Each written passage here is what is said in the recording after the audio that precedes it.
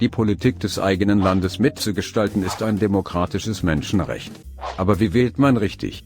Wenn man wählen geht, dann soll nicht das Aussehen oder die Freundlichkeit des Politikers im Vordergrund stehen, sondern die versprochene Veränderung politischer Position und die Ziele. Man kann einen Politiker nicht mögen, weil er zu dick ist, oder weil er zu viel redet. Diese Eigenschaften ändern aber nichts an der Politik im Land. Deshalb muss man sich ernsthaft Gedanken machen, was man selbst im Land verändern würde.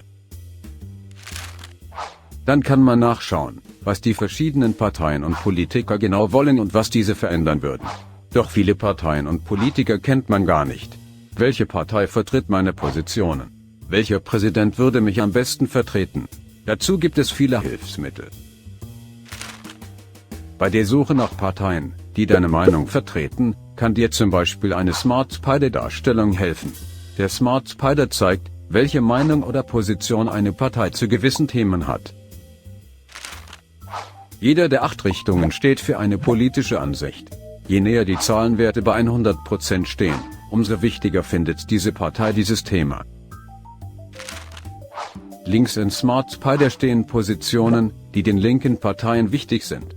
Also beispielsweise der Umweltschutz. Rechts solche, die eher rechten Parteien wichtig sind, wie zum Beispiel tiefe Steuern oder die Preisgestaltung. Oben in Smart Spider stehen liberale Positionen, beispielsweise, ob ein Land Mitglieder der Europäischen Union sein möchte, also eine offene Außenpolitik anstrebt.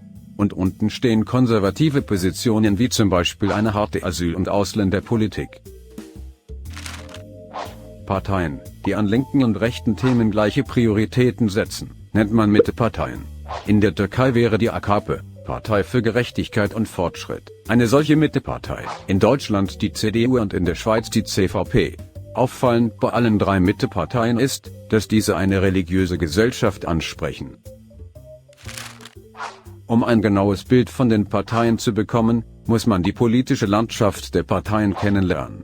Dann erst kann man sich entscheiden, welche Partei man wählen möchte. In der Türkei kann der Wähler auch den Präsidenten wählen gehen. Deshalb ist es dort wichtig, dass auch der Präsident eine politische Position vertritt. Sonst wüsste man unter den Kandidaten nicht, wer meine Position annähernd vertreten würde.